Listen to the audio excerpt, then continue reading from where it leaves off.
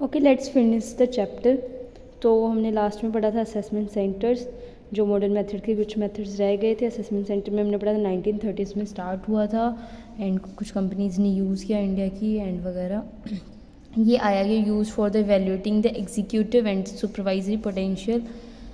यहाँ पर assessment centre का मतलब क्या है? It is a central location where the managers come together to participate in well design simulated exercise. Simulated मतलब इमिटेटिव मीन्स नकली एक्सरसाइजेज, उससे से related like demo exercises activities assessed by the senior manager supplemented by the psychologist and the HR specialist for the 2 to 3 days basket exercises work groups।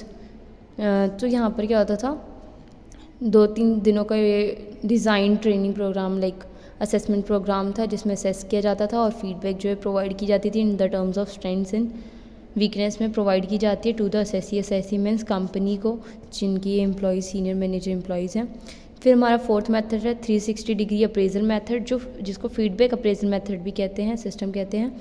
यहाँ पर ये first कहाँ develop हुआ था? Used by the general electronic company, USA में थी। 1992 में first time use किया गया था। इन इंडिया में कौन सी कंपनीज इस मेथड को यूज़ करती हैं? That is Reliance industry, Wipro, Infosys, Thermax and Thomas Cook etcetera companies are using this method.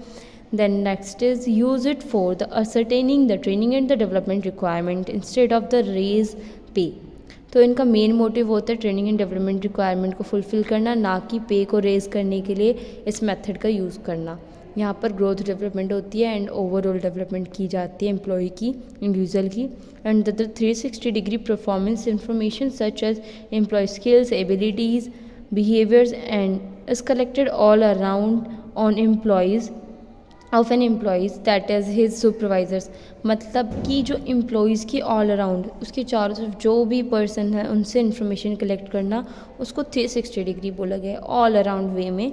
और वो उसके ऑल अराउंड एम्प्लॉय के कौन कौन रहता है? सुपरवाइज़र होता है, सबॉर्डिनेट्स होते हैं, पीयर्स होते हैं, क्लाइंट्स, कस्टमर्स, पीयर्स वही फ्रेंड्स वगैरह जो भी उसके साथ के वर्कर्स होंगे, ठीक है, जिनके साथ जो एम्प्लॉय इंटरेक्ट करता है। ऑल दीज अप्रेजर्स प्रोवाइड, अप्रेजर्स वही जो भी इसके साथ वर्क करते हैं, उनसे इंटरेक्ट करते हैं, वो सारे क्या हैं? अप्रेजर्स हैं। वो इन्फॉर्मेशन फीडबैक प्रोवाइड करते हैं किस फॉर्म में? क्वेश्चनायर्स में। जब वो कंप्लीट करते हैं सर्वे, उस थ्रू वो जो फीडबैक जाती है इंटरेक्टर्स की, उन अप्रेजर्स की, to the company about the employee, ठीक है, जिसके थ्रू जो है 360 डिग्री अप्रेजल फुलफिल होता है, पूरा होता है और कंपनी को फुल इन्फॉर्मेशन जॉब एवेल्यूएशन की हो जाती है, उसकी जॉब एवेल्यूएट हो जाती है एक पर्टिकुलर इंडिविजुअल की। फिर है कॉस्ट अकाउंटिंग मेथड, जो बहुत ही डायरेक्ट मेथड है। ये इसमें मॉनेटरी बेनिफिट्स चेक किए जाते हैं जो एम्प्लॉय यूज़ करता है टू द ऑर्गेनाइजेशन, कि एक एम्प्लॉय ने क्या मॉनेटरी बेनिफिट्स प्रोवाइड किए एक ऑर्गेनाइजेशन को। डायरेक्ट बात करते हैं क्योंकि ऑर्गेनाइजेशन भी कुछ कॉस्ट लगा रही है एक एम्प्लॉय पर, तो वो भी एक्सपेक्ट करते हैं कि कितने रिटर्न में को इस एम्प्लॉय से मिल रहा है। डायरेक्ट इस तरह जॉब वैल्यूएशन यहाँ पर होती है। This is ascertained by the establishing the relationship between the cost involved in the retaining the employee and the benefits an organization derive from him। ठीक है, ये क्लियर होगा आपको। मैंने अभी जो बात बताई वही थी। फैक्टर्स क्या क्या इसमें लेते हैं कि unit wise average value of the production क्या आ रही है, quality of product produce, service rendered की क्वालिटी ऑफ प्रोडक्ट क्या प्रोवाइड कर रहा है, ओवरहेड एक्सपेंसेस क्या हमें इंकर्ड करने पड़ रहे हैं ऑर्गेनाइजेशन को, कितने एक्सीडेंट्स, वेस्टेज एंड एरर उस इंडिविजुअल के थ्रू कंपनी को बियर करने पड़ रहे हैं। Then HR human relation with others कैसा है उसका, एम्प्लॉय का, इंडिविजुअल एम्प्लॉय का। Cost of time supervisor spend on the appraising employee, ठीक है, कि हम जिस एम्प्लॉय को अप्रेज कर रहे हैं, वैल्यूएट कर रहे हैं, उस पर सुपरवाइज़र का कितना टाइम स्पेंड हो रहा है, क्योंकि जितना कम टाइम स्पेंड हुआ मतलब उतनी कम कॉस्ट उस एम्प्लॉय पे लग रही है। अब हम बात कर लेते हैं, हमारे टेक्निक्स ख़त्म हो गए हैं, आपका इंपॉर्टेंट टॉपिक ख़त्म हो गया है। अब ये छोटे से टॉपिक्स हैं, जनरल टॉपिक। तो फर्स्ट क्या है? पे structures based on the employees skills. Employees की स्किल्स के ऊपर बेस्ड होते हैं, तो उसमें क्या क्या है? वेरिएबल पे सिस्टम होता है कि जैसे स्किल है उसके अकॉर्डिंग चेंज होता रहेगा आपका पे। अगर आप बेस्ट दोगे तो आपका ज़्यादा सैलरी, कम बेस्ट दोगे तो कम salary.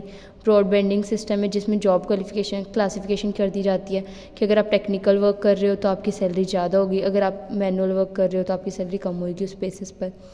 Then skill based and the competency based pay, कि आपकी स्किल कितनी बेस्ट है उस बेसिस पे भी दे सकते हैं और कितनी कॉम्पिटेंसी है उस बेसिस पर, ठीक है। ये इसके कुछ पे स्ट्रक्चर्स थे जो ज़्यादातर कंपनीज यूज़ करती हैं। उसके बाद हम आ जाते हैं नेक्स्ट की सोर्सेज ऑफ परफॉर्मेंस इवैल्यूएशन क्या है।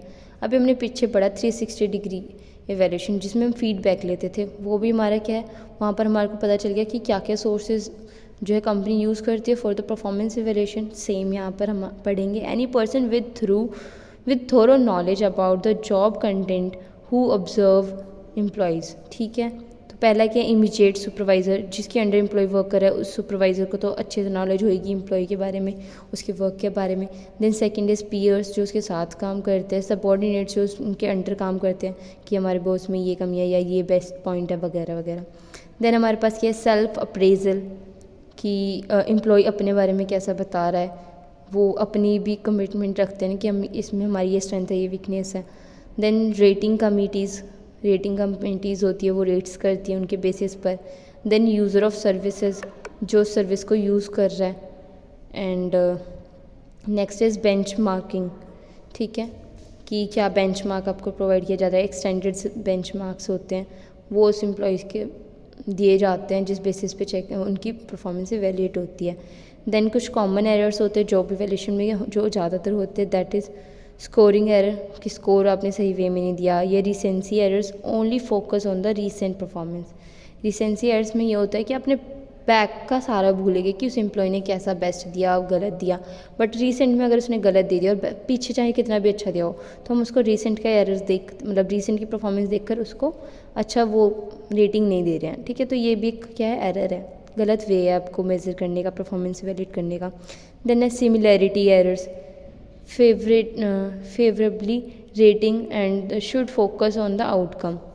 उनको फेयरली रेटिंग करना चाहिए, किसी पर्टिकुलर पॉइंट पे फोकस करते हैं जिसकी वजह से मतलब कुछ बेस्ट निकल जाते हैं, कुछ रह जाते हैं, तो सिमिलैरिटी एरर्स भी करते हैं वो, ठीक है। तो मतलब बाइसनेस ना करो। फिर है कॉन्ट्रास्ट एरर्स, आ गया आपका बाइस वाला पॉइंट, कि बाइस एरर होता है, स्टीरियोटाइप कुछ होते हैं ना आपके जो रेट कर रहे होते हैं, तो कास्ट, रिलीजन, एज देखते हैं या स्मार्ट हैं नहीं है वगैरह फालतू की चीज़ें, बल्कि ये मैटर करता है कि कितनी क्वालिटी है, कितना बेस्ट वो परफॉर्म कर रहे हैं। एनुअल वर्सेस ऑनगोइंग रिव्यूज़ देखते हैं, तो यहाँ पर एरर क्या है कि हम एक एनुअली चेक करते हैं तो वो लास्ट रिजल्ट आते हैं, एक ऑनगोइंग रिव्यूज़ होते हैं साथ के साथ रिव्यूज़, ठीक है। तो जो बेस्ट हो उसको चूज़ करो।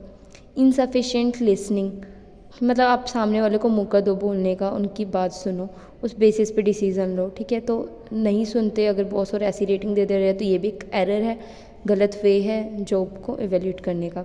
नेगेटिव अप्रोच, अगर आप किसी पर्टिकुलर एम्प्लॉय के लिए पहले से नेगेटिव अप्रोच लेकर चल रहे हो तो आप उसको अच्छे नंबर कहाँ से दोगे, अच्छी रेटिंग कैसे दोगे, ठीक है। तो नेगेटिव अप्रोच नहीं होना चाहिए, जेंटल नॉर्मल अप्रोच होना चाहिए। पॉजिटिव जनरलाइजेशन, आप किसी की तरफ कुछ ज़्यादा ही पॉजिटिव जनरलाइज्ड हो, तो वॉलेंटियर एक्स्ट्रा वर्क करते हैं तो आप उनको ज़्यादा वो करना पसंद करोगे, ज़्यादा नंबर देना पसंद करोगे।